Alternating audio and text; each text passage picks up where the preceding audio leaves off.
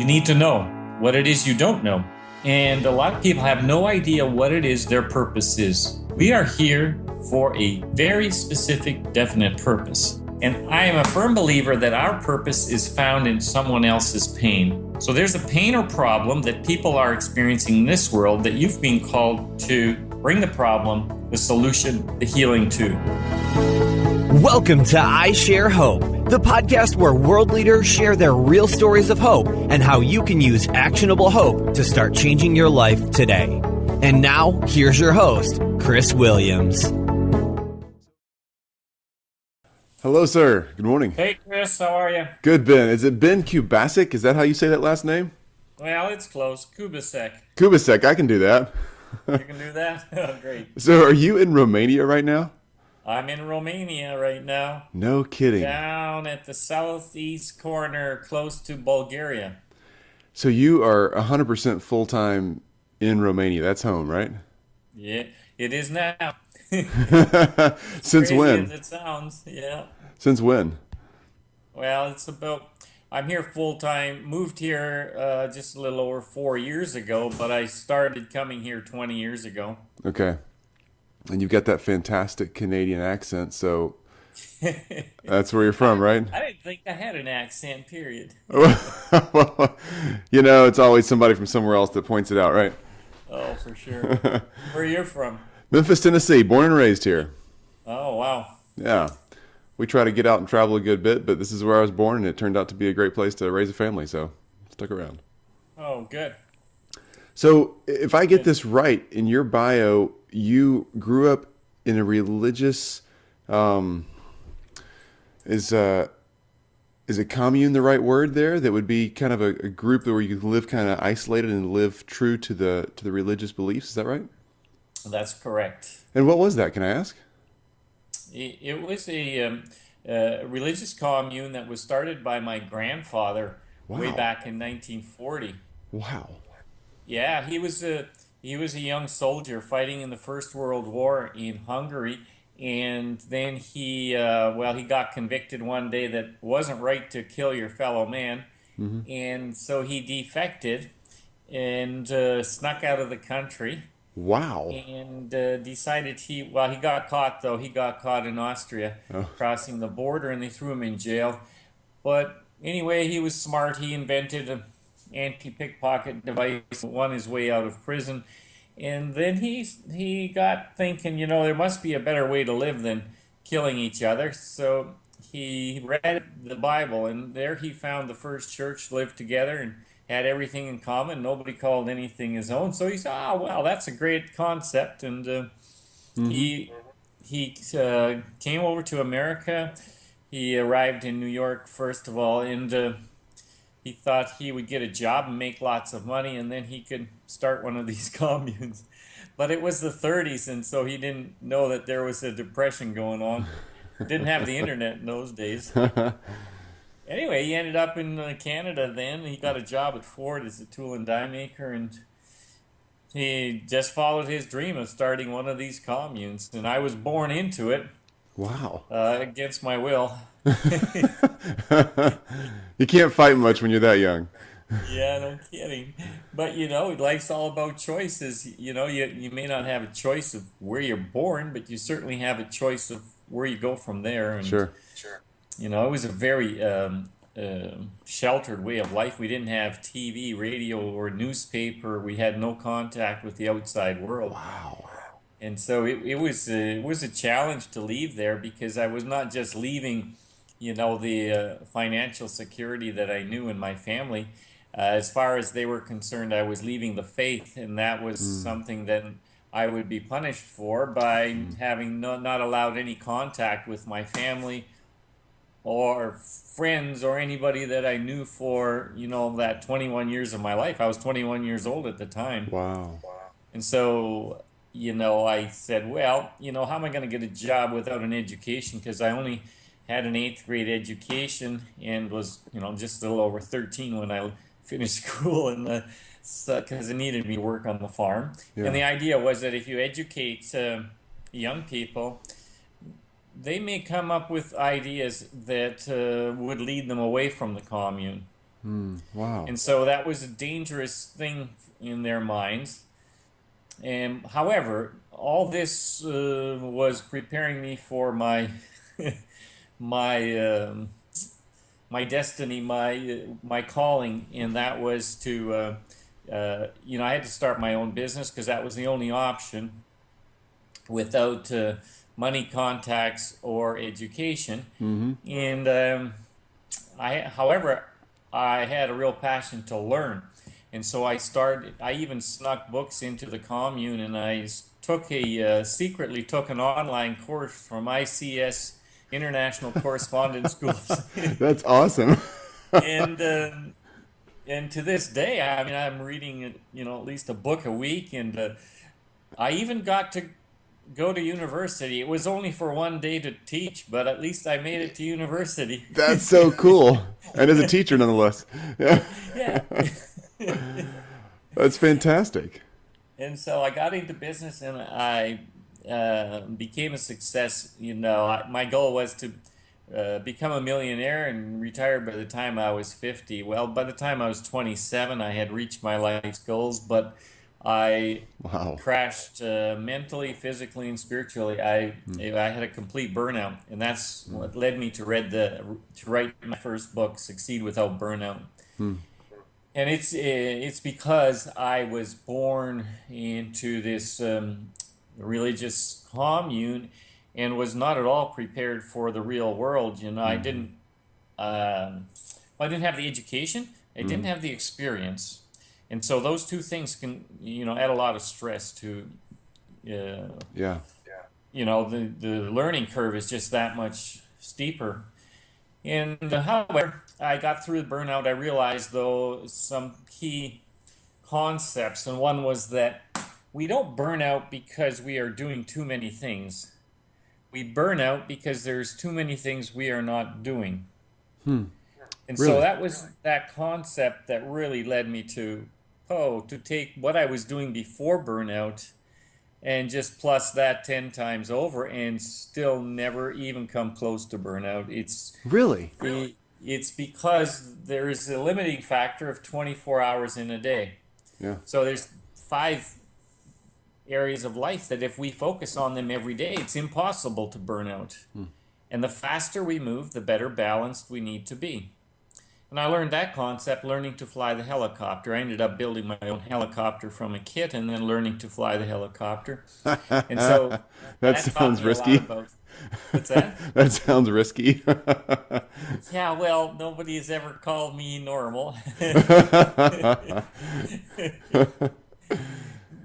Yeah, and so that led me to then my second book, which was the 5 F words that will energize your life. And those, I love that too. yeah, those 5 F words: family, friends, fitness, finances, and faith. Oh, you're missing one I was thinking of, but yeah. Yeah, I know. That's what my oldest son said. He said, "Dad, what?" But he came up with what I wasn't expecting. He said, "Where's fun?" But actually, there's another 5 F's that I was missing. So here's another book. That's great. There's another book. But I'm working on a book now. But it's really for young entrepreneurs in developing countries. That's my passion, is to help not just bring hope to people in developing countries, because I live here now, and so I see that hope can sometimes be more of a curse than a blessing. And when I say that to the people here, they think I'm absolutely nuts. And I say, no, you know what? The fact that you guys, especially those with somewhat of a religious bent, some people call me religious. I prefer to call myself spiritual, because religion really brings a lot of false hope to people. And so I'm not a pusher of the religious system. I believe in a relationship with a God that created us, but the religion itself has done more harm than good in these countries where hope is so needed. And so hope is vital, but unless we put some action to it, it doesn't become faith, And so this is what I teach the people here, is that, until we get you off your butt, it really doesn't matter whether or not you have hope. In fact, I started by bringing relief to these countries, shipping here medical supplies, coming here, building orphanages, community centers, churches. And you know what? It was like, as soon as we were done, it's like, okay, when's the next load coming? Hmm. Oh, no, no, no. This was just supposed to be Yeah, right. What are we going to do tomorrow? Right. And so, the old story saying, I don't know who came up with it, but it goes like this: give a man a fish, you feed him for a day, and teach him to fish, you feed him for life. I was thinking of that when you first started saying that. Yeah. But that guy was not an entrepreneur. You see, if we just teach people to feed themselves, we can never have them transform their communities. Hmm. We need to teach them to feed each other. Right. And that's what an entrepreneur does. And that's why I think entrepreneurs are the missionaries of the future. They're the relief. They're the ones that can transform these developing countries and really bring true hope to, to people that, they're just reaching out for something. I Yeah. mean, I have so many Twitter followers from India and Africa, and these guys are just every day sending me emails. I even got one from the Minister of Finance of the country of Djibouti. He says, Wow. Cool. "Can you come and just teach our young people?" And they didn't give me any notice. They had a conference for entrepreneurship just before Christmas, and I was just heading to Cuba with my daughter and her family. But he says, "No," he says, "we got to have people like you come and teach our young people about how to do business, because that's the future." And there's going to be a renewed focus on entrepreneurship, I believe, in the United States of America when the coming economic crash, which has to happen. I mean, it's not just the writing is on the wall. You can't keep up what's been happening there and not pay the price. Yeah. I And think, unfortunately, I think you're probably right, and that's sad. but I think it's a great opportunity. Mm-hmm. And I think that's an opportunity that, your voice of hope is, okay, this is coming, but you know what? With every disaster, crisis, or whatever you want to call it, I mean, people here are still calling it a crisis, a financial crisis, what started in 2008, precipitated by the United States of America, unfortunately. But you know what? A crisis is supposed to be something short term, and it's supposed to come pass and we deal with it. But here, their excuse for everything is there's a crisis going on. And so, I was telling them, no, you can become successful here just as well as anywhere else. You just have to do it. And they said, yeah, it's easy for you to say you're a Canadian businessman. You've been in business since you're 21 years old. And so, you know what? I just said, okay. Talk about taking a risk. We'll just pull all the plugs, get rid of everything in North America, and come and live with you guys. And, it's Romania right now. Might be Africa next month. Who knows? But right now, I'm helping the young Romanians, and it can be done. There's just as much opportunity, if not more, here than there is in Canada or United States. Yeah, I agree. That's But awesome. yeah, it is. It's incredible. People think, why would anybody in their right mind move from Canada to Romania when most Canadian or Romanians are moving the other direction? I'm with you, man. I I tell think them, I think you went the right way. well, I say, nobody in their right mind would just do it because they like Romania. You do it because you love Romanians. And It's the same as you would passion. do it because you love Africans, or if you love people and you want to, if you want to make an impact. Yeah. And I made money when I was your age. Hmm. And my goal now is to make an impact and to make a difference and have fun doing it, make money doing it, and then show the young people that they can do the same thing and do it, without having, they say, oh, you can't do business here without paying bribes and nonsense. We don't do any of that nonsense, and we are very successful simply because, there can't be a blessing on doing things crooked, illegal, and so forth. So So what businesses are you in right now in Romania? primarily, the biggest business, and it took about 7 years now to get it up off the ground, is called 3E House, And so if you go 3ehouse.ro for Romania, you'll see what we're doing there. We're building Canadian homes in Romania. Wow. We're Cool. bringing the materials from Canada for the structure and outside finishing. Okay. But the houses, when they're finished, look like American Canadian houses. And yeah, we're starting to sign contracts now for 2017. We've got enough to keep us going for 2016. So, and Nice. people said, "There's no way you can do that here. Nobody will buy those houses. They need to be concrete. They need to be."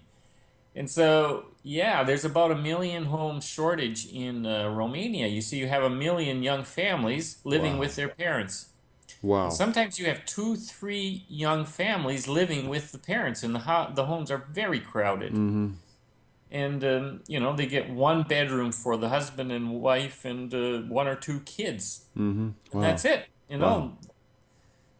There's a dozen people living in a 3-room house, and that's not right. The government has come up with a first housing program, but you've got to be one of the, you have to be making a lot of money. You're not going to do it on the average wage here. Our Okay. average wage in Romania is about the same as Rwanda, about Wow. 475 US dollars a month. Wow. So you can produce a house that they can actually afford at that level? Well, we produce houses for people who have the price of our house in cash. Okay. And Interesting. we employ those people who are making about 475 to, I say our top guy would make probably about 2,000, about 500 US dollars So in a month. so you're selling to the relatively more wealthy crowd, but you're actually Those employing the folks who are making a more working wage. I Exactly. love it. We're selling to those who actually work outside the country or work on ships. Yeah. We have 10,000 sailors right here in Constanța, Romania, who work outside the country, but their families are here and they need homes here. Mm-hmm. And so we're working to put together a housing program for young families that are actually working for us and can afford on that wage. And the only way we can do it is we say it's 150 euros, or in dollars about $175 a month, Mm-hmm. rent to own. Mm-hmm. So we'll take you into this house, and we're just building these houses out of the profits of those other houses. Okay. So we don't have any real funding program because the EU hasn't really gone on to that. They've got a lot of funding programs for agriculture and small business, but not for housing, and that's why there's such a crisis here for housing. So what we do is then take the profits, and so as soon as we can, we build another small home, say about $50,000, something Okay. like that, Yeah. and it takes them 20 years to pay for it Mm-hmm. because it's 150 a month, and then euros, so Mm-hmm. about $170, and then we increase that by $10 every year. Okay. So it's manageable, Yeah. and that way they can afford it. But we'd like to see this program, and partly it's my fault. My vision is a little too small.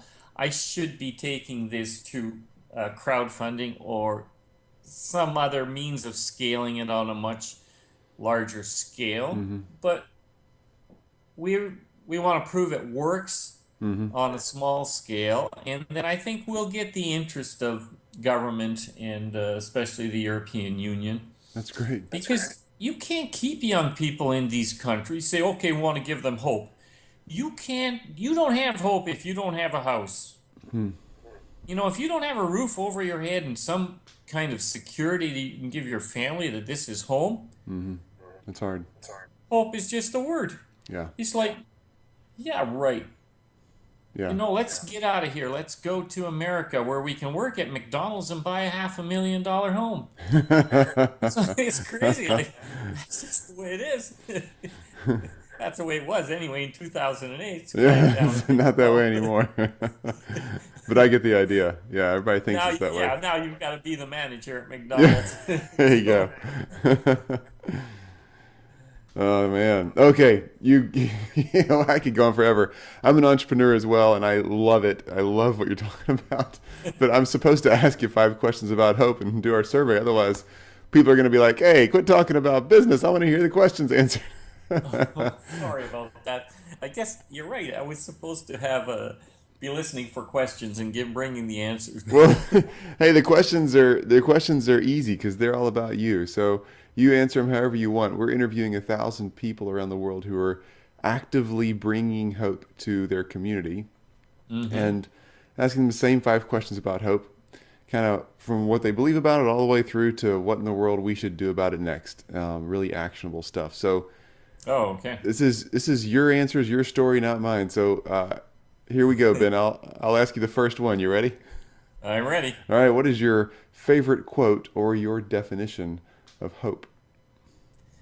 Well, my favorite quote Quote about hope, obviously. Sorry. Yeah. about hope, yes, is that hope can be more of a curse than a blessing.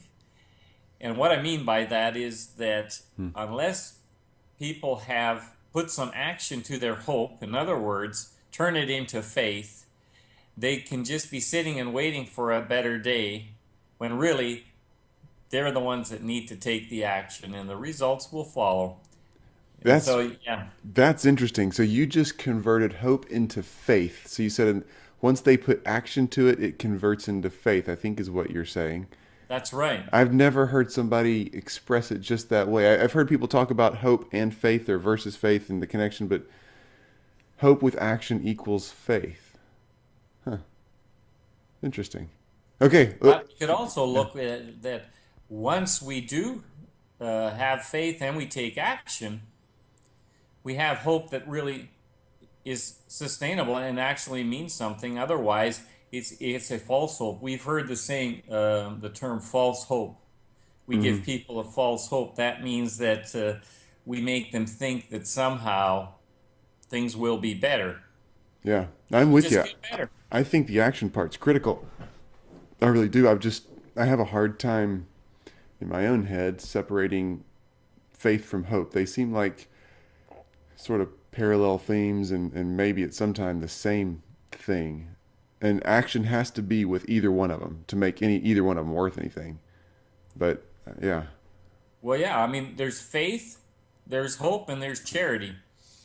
And I think once we have faith, which means that we have enough belief in ourselves, in our abilities, and perhaps Hmm. that's others around us. As I say in my book, The 5 F Words, when I talk that will energize your life, and I talk about faith, I talk about 3 kinds of faith. First of all, faith in ourselves, and secondly, faith in others, those around us that Hmm. can help us achieve our dreams, our goals, and then faith in a higher power, in a creator, in God. Hmm. And what I what I say in the book is that uh, one without the other is really meaningless. In other words, in these developing countries where we feel and we know that hope is absolutely critical, otherwise people give up. Hmm. Yeah. They've just quit. Um, we see a great element of distrust. They don't trust anybody Hmm. simply because they've gone through, especially here in Romania, the communist system, and they've seen how brother turned brother in and Yeah. just betrayed them, and so that's why I believe that that hope and trust, hope and faith are not the same thing. Hmm.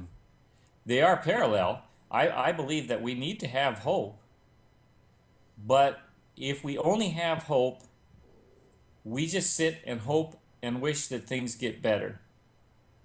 Hmm. If we have faith, we start to take some action. We believe in ourselves. We believe in the system. We believe that our abilities, and we actually do something. And so that's why I'm a believer that once you have hope and faith, that you have charity, and that is essentially love.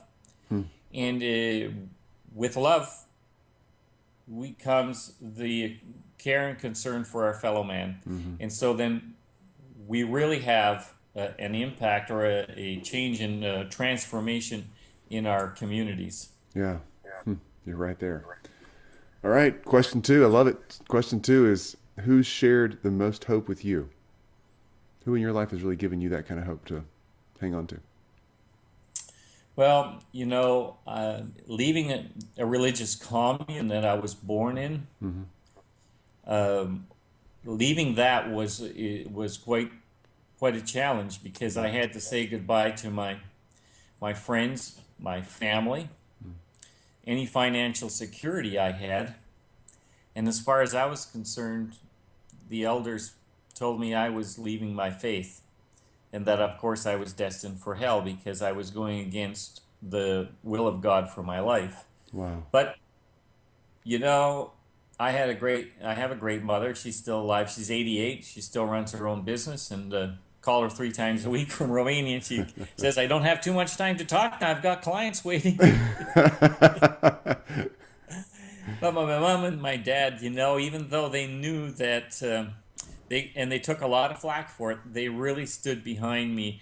And what's one thing, as parents, we can have such an impact on our kids.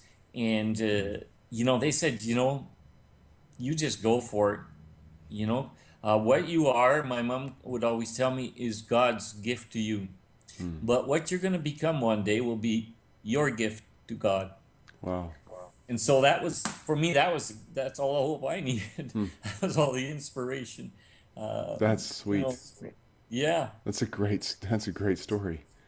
All And right. so, and even when I moved to Romania, she said, I'm going to miss you like crazy, because I've seven kids, but I call her and visit her more than the rest put together. But she said, if that's what you feel, your life's purpose is and your calling is, I'm all behind you. And that's, too many parents divorce their kids. They don't just divorce each other, they divorce their kids, and that's not really an option. So we can really, before we can bring hope to the world, I think we need to bring hope to our own. I know we need to bring hope to our own family and our own kids. And so I do the same for my kids. I encourage them to, you don't need to go to university or follow any path in life other than that which you feel you're called to do and what excites you and you're passionate about. And so, that's where I got my hope from my mother and my dad. That's great. That's great. All right. Question 3. Take us back to a time in your life when you've really had to rely on the hope that you're talking about to get you through a tough situation. What was going on? What was it like? Oh, yeah. I call it my best worst experience. I was I was 27 years old at the time, and thought I had the world by the tail. I had left this religious commune 6 years before, and in those 6 years, I had actually, I went right into business. I had no education or money, and I had become a millionaire in 6 years' time. Wow. And it was just crazy, and everything I touched just seemed to turn to gold. And I remember driving down the road one day, and I said, I just need to touch more things. And I had, just things coming out of my projects and companies I was running coming out of my ears. And then one day it just all came crashing down, and I experienced depression for the first time, waves of anxiety, insomnia, and heart palpitations. I thought I was having a heart attack, and it was I was 27 years old, and I was launching my first major real estate development. I was already developing smaller real estate projects, but this was a 97 lot subdivision, and I was developing it in a lot in a town that hadn't had 97 new homes in the last 97 years. And then when all the quotes came in for servicing, and it just all hit me, it was like, man, I put everything I had into this, and now it's going to just sink me. Actually, it made me a ton of money, but that's, these things, fear, it can just get you, and, it's false evidence appearing real. But, if it appears real, it is real. And I remember then going to my doctor and saying, listen, I've been thinking about just committing suicide because I can't sleep. I don't want to work anymore. I go into my office in the mornings. I just close my door and put my head on my desk and just sob. And he says, oh, he says, I've seen this. I know what it is. He says, I've seen it in doctors. I've seen it in professors. I've seen it in pastors. And I say, yeah, what is it? He says, well, he says, what you're experiencing is a complete physical, mental, and spiritual burnout. And he says, you know what? If you keep doing what you're doing, you will kill yourself. And he says, unfortunately, people who've gone through your experience have a 50% chance of doing it again. And if you do it twice, 75% chance of burning out the third time. So, oh, that's all I need to hear. I says, it's just the fact that he says, you know how you were once on fire? I said, yeah, that's the very thought of never being like that again that, makes me want to end my life. Yeah. He says, well, you know what? If you'll take my advice, he says, you'll not just get through this, but because you've been through it, you'll be able to help a lot of people that are going through it. Because you'll be able to say, I know where you're coming from. It's one thing to say, I know where you're coming from, but you were never there. It's like saying, oh, you say, I'm from Memphis. Oh, yeah, I know where you're coming from. No, you don't. You've never been here. You're right, I've never been there, so I don't know where you're coming from. Yeah. So anyway, he says, go away and leave your business and just go, vacation with your family, because if you leave them, you'll miss them. And so I did. I just packed up and went to Florida and said, I'm staying here until I feel better. And so, yeah, it took 15 days and I couldn't stay away anymore. And that started my healing process. But during that 15 days, I learned the key. And that was what gave me the hope, was that burnout was not caused by doing too many things. Burnout was due to the fact there was too many things I was not doing. And as a AAA personality entrepreneur, that's what I needed to hear. Yeah. I didn't want to hear, oh, I got to do less. Because we bored to death. Yeah. Yeah, I mean, hey, I realized there was things I wasn't doing with my family. There was things I wasn't doing with my fitness. I wasn't working out. I wasn't eating right. I wasn't feeding my mind. There was 100 wasn't doing. Yeah. And so I started to add those into, develop those habits and add those into my routine. And getting up earlier. Yeah. Now, the winter I get up at 5. In the summer I'm up at 4. It's like, that's an ungodly hour, some people think, but actually it's my holy hour. So that's the hope. Once I got a hold of that concept, and the hope that I could get better, man, that was it. I wasn't instantly healed. It took me totally 6 months then to completely get over it. Wow. But that was 30 years ago, and I have not ever come close to burnout since then. But there you go again. You got that faith or hope, and you've put action with it, which makes it very real. If I would have just sat there and said, hey, give me some hope, but did nothing about it. Yeah. And that's, I'm not saying you don't need hope. I'm saying you need hope and faith. Sure. No, I got you. I'm catching on. All Because right. I don't think you can have faith and not have hope. You say, oh, I'm full of faith and man, I'm conquering the world. I want to transform my community. I want to make a difference in the world. But gee, I just feel like a victim. Because hopeless people feel like victims. Yeah. Oh, we got it here. I tell you what, the victim mentality, it's a real curse. That's the same thing here. I mean, it's the way people are wired. I think a lot of us are wired to feel like it's somebody else's fault. Yeah. Hey, let me ask you question 4. How are you sharing hope today? What are you doing in life to share hope today? Obviously, you're building houses, you're helping young entrepreneurs, you're writing books. You're doing so much. Is there anything unique that you haven't already talked about that you're doing that just adds a little hope or faith with action to somebody else's life? Yeah, it kind of happened by accident. I have a Twitter following. I have 3 accounts. One is for inspiration, one for education, and one for motivation.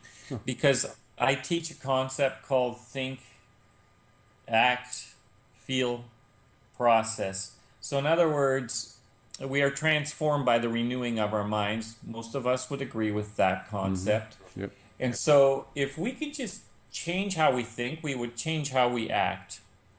So, most people are looking for inspiration, but what they need first is some education. I'm not talking about information. The internet is full of information. It's some education of how to put that information into some practical use.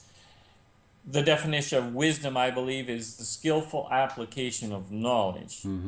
But we have to start with knowledge, and that's why my website, Know Go Grow, has been such an inspiration for young entrepreneurs in developing countries. And this is where I see my legacy is leaving what I know with young people in developing countries, because I can give it away and I still have it. I go to the next country, give it away, and I still have it. Yeah. And so I started sharing this knowledge on one site, on one Twitter account, and then I started sharing motivation on another. And motivation and free tools for young entrepreneurs in developing countries. And then I have another one where I share just inspiration. It's just, all about everything from spiritual to wellness to those kinds of things. That's just great. We're holistic beings. So if our head isn't right, like if we're not thinking right, we're not going to be feeling right. We're going to suffer. Our mind follows our body, and our body follows our mind. So it's an interesting cycle there. And so so I started sharing this stuff, and people just, especially in India and Africa and some of the Asian countries, just started really following me and just encouraging me, like, hey, one guy sends me a message on Twitter. It's like, I want to commit suicide, and I think I'm going to do it tomorrow. And it's like, hey, guy, no, if you'll just do this for the next 30 days, and I'll check with you every day. You'll just report back that you've done what I'm telling you, and you'll get through it. I know where you're coming from. I was ready to commit suicide myself. And so, yeah, I mean, it's been so encouraging, and to see, I've got like 200,000 followers now in these three accounts. That's just great. to happen just over a year. It's like they just come out of the woodwork. And so once you start, it's because of impact. If I did it looking for income, and saying, I have one son, he keeps asking me, Dad, when are you going to start monetizing your following? It's like, okay, yeah, son, it's going to happen one day. But I mean, right now I'm just too busy impacting them. That's great. And so, That's a great I thing. call it the platform. So it's, it's one of the P's from my new book, the 52 Days to Launching your new business as a young entrepreneur in a developing country. I can't wait to see that one. That's a cool idea. It's so needed. Yeah, I think it's going to have a lot. And the book, and then I'm putting together a 5-day master class, because I've been contacted from countries from Rwanda, Djibouti, and even from one university in the United States to come and share entrepreneurship with university students, because that's, if we could just introduce entrepreneurship to these young people before they leave that university, thinking that all they had to do was get an education and get a job and they'll be successful. Yeah, that's not all of it. No. So, Good. yeah, All right. sharing hope. Very Question important. 5. Question 5, the last one. What is your kind of ABC steps, the simple 1, 2, 3s? It's action time. So we're going to hang up this call, and I'm going to go live the rest of my life. And what are you going to tell me to do next when I walk out of here? Or the listener in our Hope Tribe that's just trying to grab onto this thing and say, okay, well, what do I do next? What is it? So, find what it is. To share hope, or to add hope to somebody else's life. And in your world, that could be entrepreneurship. It could be just very actionable faith and hope. What do I need to do right now? Just the simple ABCs to start doing that. What do I do next? 5 minutes from now, what do I do? You need to know what it is you don't know. And a lot of people have no idea what it is their purpose is. And we are here for a very specific, definite purpose. And I am a firm believer that our purpose is found in someone else's pain.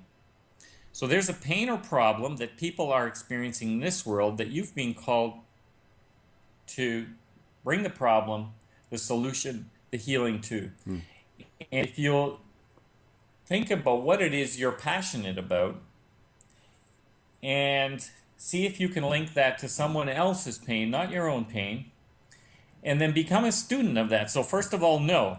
So educate yourself and never stop educating yourself. That's the first thing. The first thing to do is just start reading and I've got on my website recommended reading, and Awesome. there's all kinds of books there. And that's how I educated myself. Is just reading. And so first of all, learn. And then second, take action. Don't wait until everything's just right. Just start. Just start. That's why I say no, go. I don't say no first and then grow and then eventually go. No, just go. Yeah. So first one is no, and the second one is just go. Just get started. Start with what you know, with what you have. You don't need, I've started probably, 30 or 40 businesses to this point in time. Yeah. I don't think a lot, is this thing going to work? Or I tell people I've more than most people I know, but I've also won a few times. So the second thing is just take action. And if you know, for instance, that you should be exercising and you're not, go exercise. Don't wait till you feel like it, because the last one is the feeling, the growing. That's when you start to feel, hey, man, I feel better. I feel more fit. If most people could get off their blood pressure pills if they just started to move and started to eat right, and so many other illnesses, they know they should drink water. Well, drink water. Put it on your desk. There it is. Is that coffee or water, Ben? Was that coffee or water right there? That's hot water. Oh, there you go. Once you get onto hot water, your body really. You think you're having a coffee, but you're just drinking hot water.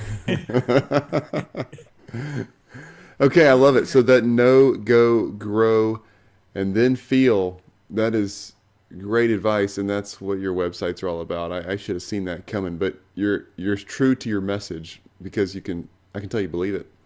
Well, it's just, live it. Yeah. So, it's, for me, it's not just works, it's the only way that I've found to really be practical. My mother always says, most people are too heavenly minded to be any earthly good. So in other words, it's got to be practical, easy to implement, and yeah. Well, great.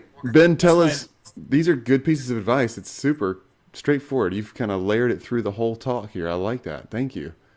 I think I've heard the same thing 10 or 15 times, and I mean that as a compliment. That means you're a great teacher, because it takes about that many times for it to get through my thick head. I know from my own experience. All right, tell us how I can follow you. Where do I track you down? Social media, Facebook, websites, list all those out for me. So my inspiration website is my name, benkubassek.com. And I have a site for young entrepreneurs called knowgogrow.com. And it's all free tools and advice and tips on how to, first of all, change how do you think like an entrepreneur, the mindset of an entrepreneur, and then the skill set of an entrepreneur, because you've got to have the skill set as well as the mindset. Good. And so it brings those two together.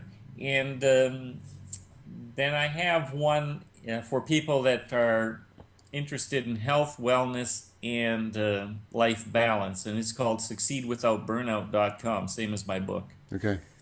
On Twitter, it's this at Ben Kubassek, my name, on Twitter, and at NoGoGrow, that's for the entrepreneurs. Sure. And on Facebook, my name, Ben Kubassek. Nice. So that's my platform, I call it. That's great. I love the platform. So we're going to put all those things also at isharehope.com, which is our website, but we'll have an interview page set up with Ben Kubassek's name on there. And in case you're wondering how to spell it, it's Ben Kubassek, Kubassek. Ben Kubassek. And if you Google his name, there's not that many Ben Kubaseks out there, so you'll find him, I promise. The only one. But hit the website. We'll have all of Ben's links on there, as well as the notes from this interview and a lot more things about Ben, so you can really connect there. Also, you can connect on my Twitter handles, Chris Williams HQ. That's Twitter, Facebook, Instagram, wherever you want to go. Chris Williams HQ. And let us know what you're doing. I'd love to know if you're an entrepreneur out there and you're doing things like Ben is doing, or you're trying to implement things that Ben's talking about here. Shout it out there. Connect Ben and I and you, and let's have that conversation, because I want to follow what's going on, and I know Ben wants to get involved, because that's what he does. He's a get involved guy. There's no way around that. You got her. Awesome. So Ben, just a couple of random questions here.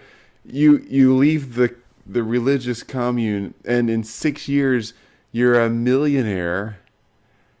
I mean, were you shocked? Obviously you're determined and driven and all that, but I mean, really, were you like, holy cow, forget the burnout, but really, I just did that? Yeah, I mean, it really amazed me I bet. It's awesome. that just getting all this knowledge from books and then applying and then actually doing something with it.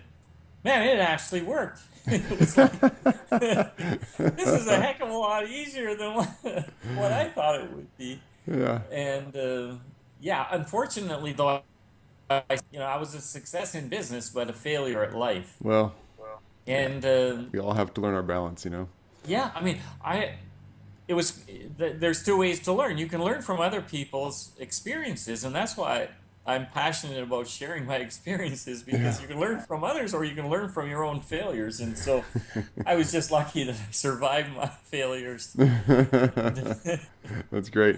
All right. So when you left the commune, have you been back? Do you go back and visit friends, family from the past? Do they let you? See, about 20 years ago, things started to change where they would allow us to come back, and at least they would talk and be civil.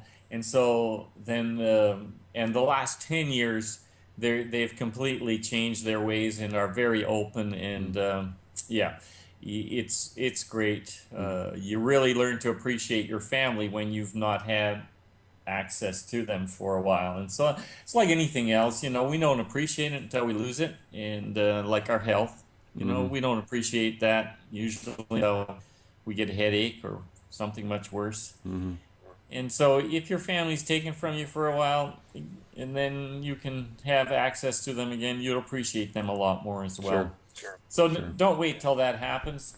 Appreciate everything you have every day. I'm big on gratitude, and I believe that lack of gratitude or complaining is really the cause of poverty, not the other way around. It's not like we're complaining because we're poor. We're poor because we complain. So let's be grateful and thankful for everything we have every day. And so that's how I start every day, in my early morning time that I have with myself. And I'll second that. And just to close on that note, I am truly grateful. I really mean that you've spent some time with me and with the folks here that are learning about hope in such a unique way. Entrepreneurship and hope. You've connected a lot of really cool themes and faith. Thanks for doing that. Thanks for your time. Thanks for your insight and being willing to share and mentor the next generation of people who are trying to do something. Well, thanks for having me, Chris. It's been a pleasure. It's been a pleasure for me too. Enjoy Romania. Have a great day. Thank you. Bye-bye. Bye-bye. You've just listened to I Share Hope. If you're ready to make a change, head to our website at isharehope.com and claim your free copy of the Top 10 Actions of Hope from World Leaders to use hope in your own life. Thanks for listening, and we'll talk to you next time.